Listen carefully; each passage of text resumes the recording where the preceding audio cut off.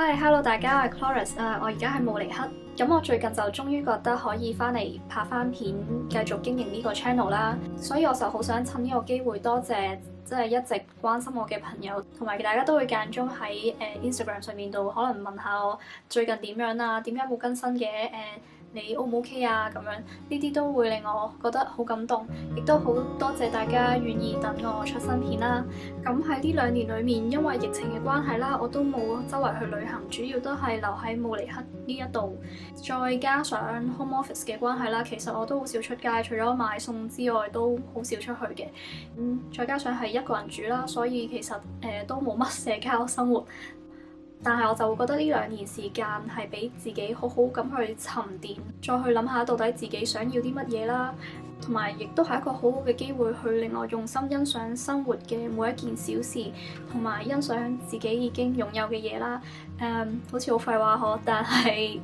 咁的確係我呢2年所體會到嘅感受啦。而呢2年我學到嘅，同埋而家一直都繼續學習嘅，就係點樣去維持自己心境嘅平靜啦。雖然外界不斷有好多煩惱，或者發生好多我哋意想不到，亦都控制唔到嘅事，而我哋唯一可以選擇嘅就係我哋點樣去調節自己嘅心情，我哋點樣去樂觀啲去睇每一件事。咁呢條片主要就係想同大家分享下我喺德國平時會做啲乜嘢去維持我心境嘅平靜，同埋 keep 住每日都盡量係開心咁樣去過啦。如果有興趣就繼續睇落去啦。咁每日我放工之後最常做嘅活動就係拉大提琴啦。咁除咗買餸之外，如果我有時間咧，就會放工之後拉啦。如果唔係就會太夜啦，咁就會打擾到鄰居啦。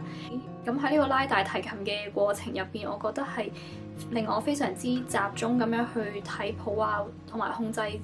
自己嘅手點樣去拉啊，或者係撳嗰啲音，咁就令我係將我所有嘅精神都集中喺做呢一件事上面，就唔會諗太多其他嘅嘢，或者工作上啊，或者係其他外界嘅各種負面新聞啊之類啦。咁係一個好好嘅方式，喺一個忙碌嘅生活入邊都揾到一個時間去俾自己集中去做一樣自己好中意嘅事啦。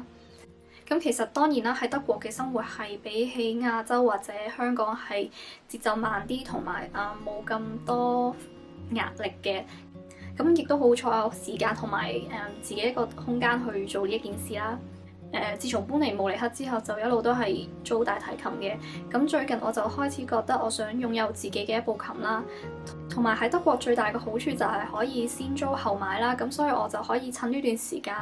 租下唔同嘅琴去試下邊啲比較適合自己，或者自己想要一部點樣嘅琴啦。咁喺呢個最近機緣巧合之下咧，我就物色到一部我自己覺得係佢啦嘅琴啦。雖然佢嘅價錢係比我預算高啦，但係我覺得係非常之值得嘅。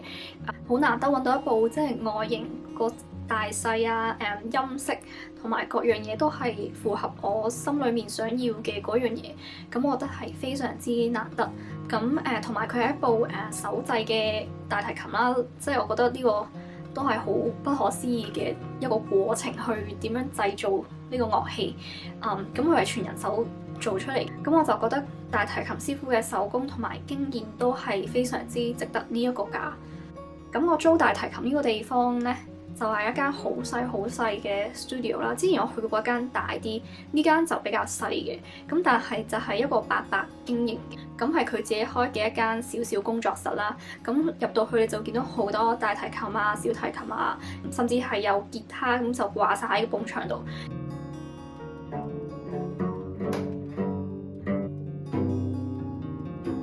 同埋有一個好得意嘅稱啦，係用嚟稱嗰支弓嘅。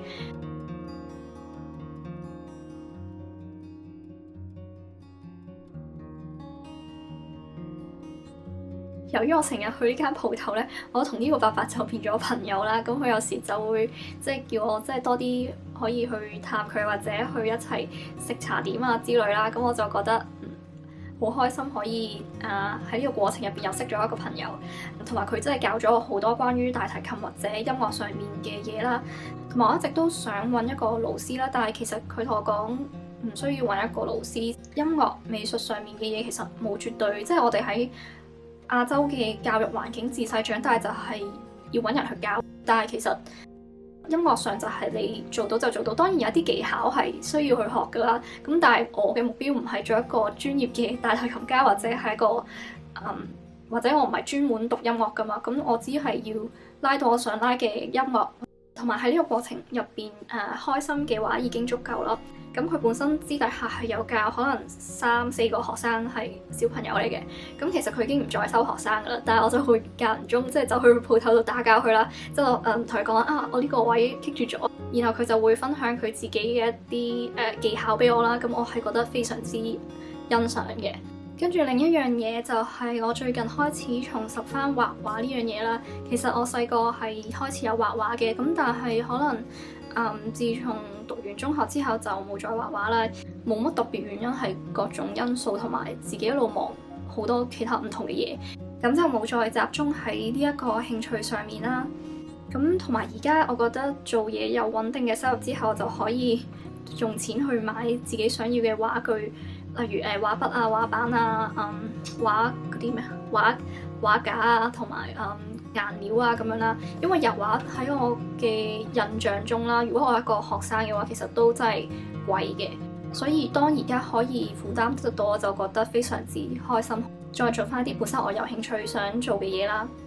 其實畫畫啦、冥想啦、拉大提琴都係一個共通點，就係我哋好專注去做一樣令自己開心嘅嘢啦。咁當中亦都有個美術美學嘅存在啦，咁令我哋去欣賞一啲靚嘅嘢啦。咁同時間亦都忘記一啲可能生活上嘅煩惱啊、壓力啊咁樣啦，令我哋可以重整翻自己嘅思緒，同埋喺日常生活中得到一個平衡啦。之後另一個活動咧就係瑜伽。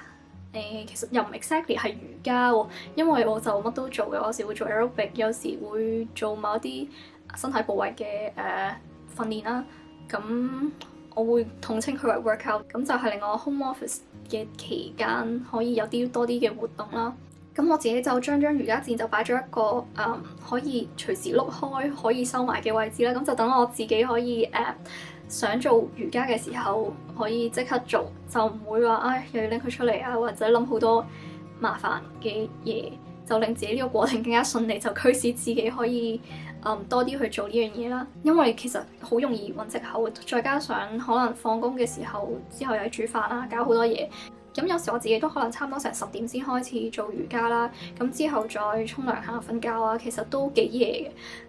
但係如果我早啲放工咁，我可能就有可以將佢褪喺食飯之前做，但係我暫時都仲未可以將佢好穩定咁樣擺喺一個時段入邊去做咯。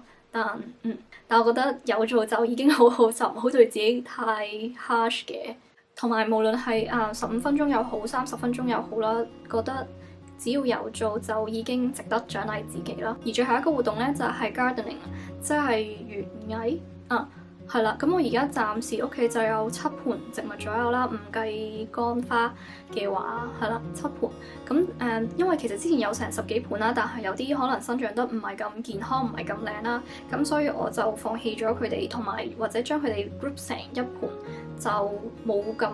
牙渣，就唔會霸咁多地方，因為我屋企始終比較細啦。咁我種嘅都係一啲綠色植物啦，咁方便打理，亦都唔會話要成日去施肥啊乜乜咁樣嘅。咁就只要係可能1個禮拜淋1次水已經好夠噶啦。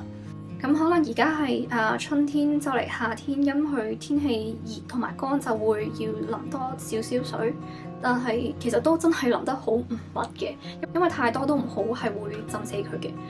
咁其實我再早啲，可能上年嘅時候都會嘗試去種蘭花，但係蘭花係一個我覺得比較難去 keep 住佢嘅植物啦，因為可能我比較冇經驗啦，所以我種嘅蘭花花期大概只係得3個月。咁3個月之後咧，佢就會逐粒凋謝噶啦。咁佢凋謝咗之後，其實係可以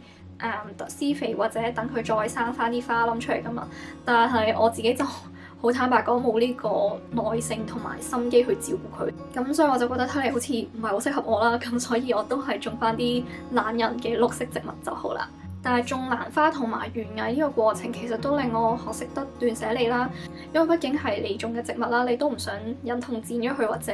抌咗佢，見到佢枯又會覺得有啲都心噏噶嘛。但係有時都冇辦法啦，即係呢啲植物